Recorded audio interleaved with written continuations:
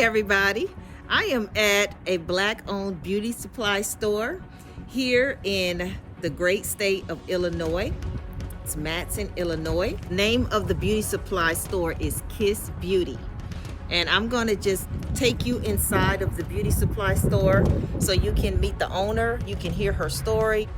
The store owner's name is Sharitha, and she's located here in Matteson, Illinois.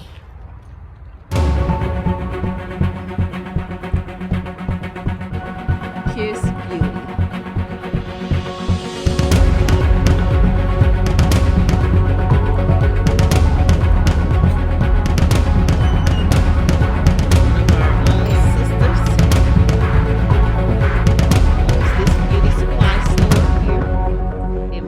Illinois. Matteson is about 40 minutes from the city of Chicago. And you can see that there's other businesses in the same strip mall that Sharitha's in. So let's go in and meet Sharitha, find out her story. Hey, Sharitha, so we're in Kiss Beauty. How long have you been located here in Matteson, Illinois? I opened this place November 30th of 2019. Oh, you're recent. And what made you go into beauty supply store business? Well, I've always been a salon owner for 21 years. And I used to go to the Chinese beauty supply stores. And I never wanted a beauty supply store until the Chinese people pissed me off. And I told them I was going to go get my own store, and they told me that I would never do that. Really? And this place was actually empty because I own a salon 4 doors down. Okay. So when they told me that would never happen, I looked at this place for like 3 days from my desk in my salon. On the 4th day, I called the landlord and was like, let me have it. Wow. And I just did it only because someone told me that I couldn't. And I just wanted to really have a different kind of store, meaning all of my staff, they're trained on product knowledge. I'm really big on products. And so it's like when we go into different nationality stores, it's like they don't know anything about our hair. Right. It's just the hurry up and buy mechanism. So I wanted a place where if someone came in here and I'm not in the store, I have full confidence in my staff that they know what everything in this store does.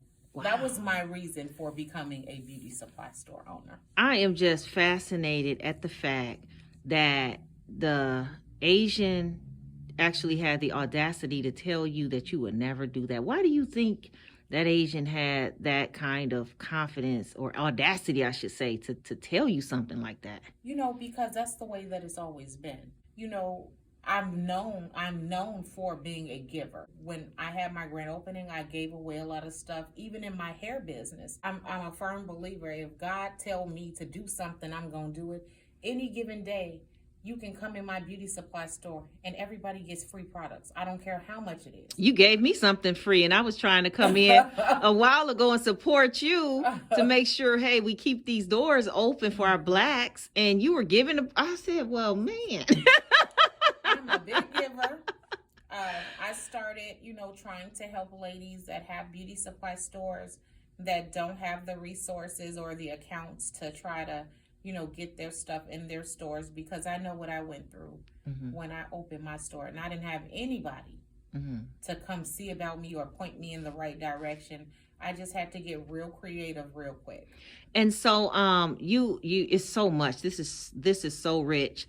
You mentioned about you're open to helping people. And just to let you know, audience, you do have to do your research. So please don't just shoot a bunch of questions at Sharitha, where, because you do have to do your research. Now, if they do want to get wholesale items, do you provide those still? I do. I try to help in any area that I can. And even sometimes our money isn't as long as everybody else's money, right? So even if they say, well, Miss Sharitha, I want to do a starter package, we never know what that starter package is going to be. But just say, for instance, somebody said, well, all I got is $500. Okay, I get that. So I'm going to put together the biggest $500 package that I can So they'll have a little bit of everything where they can at least have a filler on their shelves and not look empty, but also carry the staples. And I can't stress the staples enough because I know as a consumer going into beauty supply stores, you know, sometimes I always tell store owners too, it's always fantastic when you have the latest and the greatest stuff. But you also have to remember to keep the staples in your store. The Lotta Bodies, the Cream of Natures, the ORS, the Gentle Treatment, Blue Magic, because it's always those little old ladies that come in consistently and they'll spend where, you know, the younger generation, they just go from store to store, whatever has the latest, whatever has this. But you want that consistent money, and everybody is not looking for a She Is Bomb Edge Control. Some people, you know, don't use Eco Styling Gel. They want Ampro. You know, that's a staple. So I always find, like, even when I shop and when I order from my own store, if I don't have anything else in my store, I'm going to keep the staples in there because the staples is what keeps you going, in my opinion. Okay, that is really, really good advice. And so if you're opening your store and you're having trouble with getting to vendors and the vendors are not, they're turning you down, you definitely, can they email you? They can. Okay, what's your email? blackkissenterprises@gmail.com. blackkissenterprises@gmail.com. And then you can help them get started. Some of the questions that the viewers would have is, a lot of African Americans struggle with money. So if they want to open, like you have an actual brick and mortar, you don't have a flea market booth, you don't have a suite, you have an actual store. So if African Americans want to have an actual store, what do you think they need to start with to get it open and running? Like, about how much money would be necessary? Well, let me tell y'all, first of all, when I got my store, I didn't have $1. Wow. I just had a lot of faith and I had a lot of favor. And I tell people, you know, in that, I walked through these doors without $1. No way. Over 3,000 square feet. You in here? I'm in here. Yes, it is big. So, when I didn't even know where to get shelving from. Because remember, I'm a salon owner. I'm not a beauty supply owner at that time. Right. And I saw on Facebook Market that there was a Sears in South Lake Mall in Indiana was going out of business. And I went to South Lake Mall and I picked out my shelving. I don't even think I had no money to buy my shelving. Y'all know what I did. I'm telling you. I called my good friend Spencer Leak Jr., who's the owner of Leak & Sons Funeral Home. Okay. And I said, Spencer, I'm going to open this beauty supply store up, and I need some shelving. And he said, how much is it? And I told him how much it was. He told me to come get the check. I went and got my shelving. I don't owe anybody anything for anything that's in my store. Really? My store is 100% debt-free. Wow. That is amazing. You know, you don't have to break your back and break your bank trying to get everything at once. You know, it's going to be people that's going to come through and laugh at you, but you can't waver. You have to be like Christ and never waver. Wow. And just stay firm, because everybody's not going to understand what you're doing. And it's not for them to understand what you're doing, but you know what you're doing. So, hey, if you have to place an order or wherever you can get it from, if you got to spend $300-400 at a time, just keep doing that. It's going to add up. You know, I'm so glad they didn't give me terms when I got started. Really? Because I don't, listen, I don't have that headache of worrying about, you know, they'll give you their stuff, but in 30 days, they want their money. And what if you go get all of this stuff and it doesn't move? Now you worrying about how you going to pay these people their money. So you just buy as you go. And that's just what I did.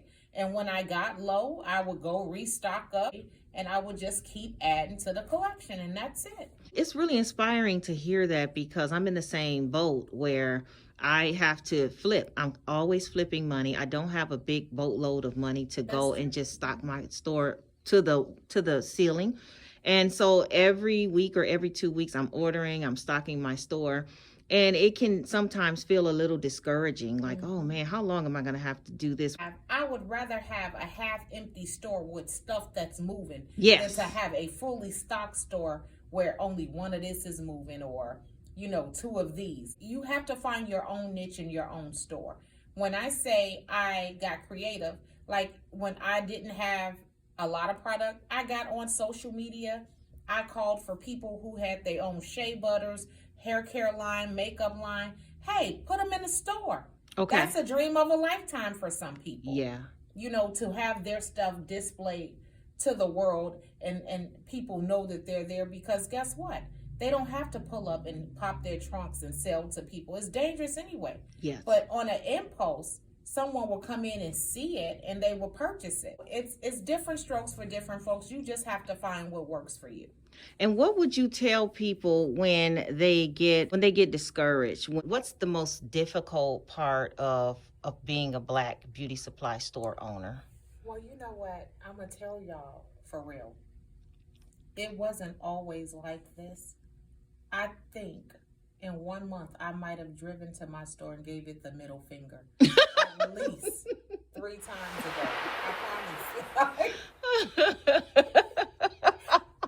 I promise. Wow. But, when you think about it, what keeps me going, even in those discouraging moments, is I know that God never leaves me hanging. I just believe in him so much that I know that, even days when I say, I'm just going to forget about it and just forget it. It's always him and my kids. They have to pump me up and tell me, well, you Sharitha, don't you know who you are? Did you forget? People you have to be a different kind of insane to be a business owner. Absolutely. It's pure insanity all the time. Absolutely. But I would just say the thing is, you just have to remember your why. That's the biggest thing. And you just have to, stay in constant prayer. Me and God talk 58 times a day. Wow. Even when you have the ignorant customers, and they'll take you there and you're humiliated and you're embarrassed because of what you don't have. But you also got to remember, if you don't owe anybody anything, you got more than they got. Because even though they're making money and they have a fully stocked store, they owe everybody. You don't. So you always have to see the silver lining in every situation. But I just say constant faith and prayer, and just being good to your people and treating people right. And how long did it take you to become profitable in your business? Right away, because I didn't owe anybody anything. Right away. Wow. I managed to make a good year. I had a good year my first year, and I didn't have any hair at that time. Wow, really? When the pandemic came, I took off. Because I carried the N95 mask. I carried sanitizer by the cases. I sold Lysol, disinfectant wipes. Anything anybody needed, I had in here. And that's the reason why I do get constant foot traffic and I have loyal customers, because you can't be like everybody else's store. What works in your store may not work in my store. I just had to give people a little bit of everything. We got clothes in here. We keep essentials in here. We have the other ladies that have their businesses. They're in here. And also, being on social media every day during that time. If you can go to the Black Kids Beauty Supply page on Facebook, you'll see every day I was going live in my store and would tell people to share it. Even when back then I didn't really have much, but just because I was consistent on promoting my page, like they really got sick of seeing me. Like, what, let me go on over to Sharitha's and see what she got. I mean, gee, she just doing too much. I mean, but that's what it's going to take, because nobody has money to throw out the window. So I just tell people, find your niche. Don't try to be like Tanisha's store. You know what I mean? Because you're dealing with different people. I just feel like you just got to do what works for you. Do you feel it's a good time for Blacks to open beauty supply stores? Everywhere. If you can do it, do it. This is the It Go Crazy moisturizing conditioner. I have a new hair care line called This Is It. Presented by Healthy Hair by Sharitha, which is myself. I've been a hairstylist for 27 years this year. And this has always been a lifelong dream of mine of having my own hair care collection. It has launched, and I have my very own growth drops too. They're called Hocus Pocus. Okay. I like the name. It has 52 different oils in it. It's not overbearing. It does work. And the great thing about my products is I used my products on my regular clients for a whole year so that I could critique what I liked, what I didn't like, what I needed to be added, what I needed to be taken away. I can honestly say that this is a product line that has not been sourced. Order some stuff from overseas and slap the label on it and really don't know what it does. That's not true. It was made right here. Oh, wow. You manufacture soil. Your own product? I have a chemist. It was manufactured right here in Chicago, Illinois. Oh, so you're a Madam C.J. Walker. Absolutely. And here's my hair grower. Oh, wow. Now, where can the viewers get this hair grower? How can they get it? This is it, haircare.com. Okay. And they can buy it in store, and we'll be on a lot of different other e-commerce sites so that you can find it. It will be on Amazon, and in about another 2-3 months, you'll find it in Target, Walmart, Ultra Beauty, all of those places. So Target, Walmart, Ultra Beauty. They can get it from Black Kiss too. But they can go to thisisithaircare.com and they can purchase right online. Yep. And I want you to smell it and see it and touch it. This is the It Go Crazy. Okay. And this is such a great conditioner. I'm gonna give you some to take home with you. And what is this? Is a conditioner? It's a moisturizing conditioner. Ooh, that does smell good. That smells really good. Okay. Now, do they rinse this out? This is a rinse out. Okay. This is. Okay. Now, if you're a natural person and you just like where your hair in this natural curl pattern, you can leave that in. Conditioner never hurts anybody, especially a moisture. Oh, that's good, because I'm definitely natural. So leaving it in, knowing I can leave it in is great. Hit that subscribe button if you would like more information on vendors and operating your Black-owned beauty supply. Okay, Sharitha, so can you tell us a little bit about the pricing when it comes to this market? When you're having a Black-owned beauty supply store, you may have customers that come into your store and say, dang, well, they cheaper across the street or around the corner. A lot of times, like, we can take that to heart and get offended, but I don't anymore. A lot of times, the Black consumer does not understand pricing points. For instance, we may have a door color. The Koreans may sell them for $3.99. Ours is $4.99. Well, it's $4.99 because we're not getting the price break that they're getting. Because a lot of times, and it is proven that the Korean stores, they will order a mass order. They will have 10, 15 stores order one great big order, and they're getting their products pennies on a dollar. So it's like they have the room to be able to go cheaper than anybody else. And that's the power that they hold over us, because even when trying to order with other Black-owned beauty supply stores, somehow it just doesn't work out the way it should, because we are so trained not to trust each other, you know, and that's why they have the upper hand on pricing. And we will have people walk out of our store and go over there because they're not educated on price points, and we don't educate them on pricing points. So I think, like, when you let customers know why, when they come into your Black store and it's a little bit more money, you have to explain to them why that is. Yes. Or if you're getting all of the support that you need from your community, you can go down on your prices because you can order more stuff. Absolutely. So that's it. Because those beauty supply stores rake in over $150,000, $200,000 a month. And so that's on the low end. That's the low end. Because if we can get what they're getting, you know, just say, for instance, I have a sensational account. You, Miss Tanisha, have Shake and Go. Such and such over here has model, Beauty Element. If we're putting in mass orders and we are able to get what they got, there's no way they can survive. There is no way they can possible. Survive. All of that could be changed in a time frame of 30 days. Yep. And it's just like this. You know, we're not here to put anybody out of business. But look at it this way. If we can only get 28% of their foot traffic, that puts us in a whole different tax bracket. Just 28% out of 100. And what do you mean by that? Let's just say the big beauty supply store, the Korean owned stores.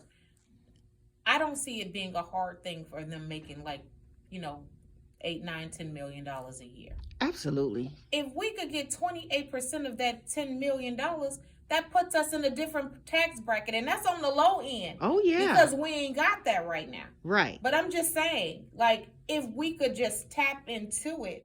I've seen Koreans that don't even like each other, but they'll get money together. Wow.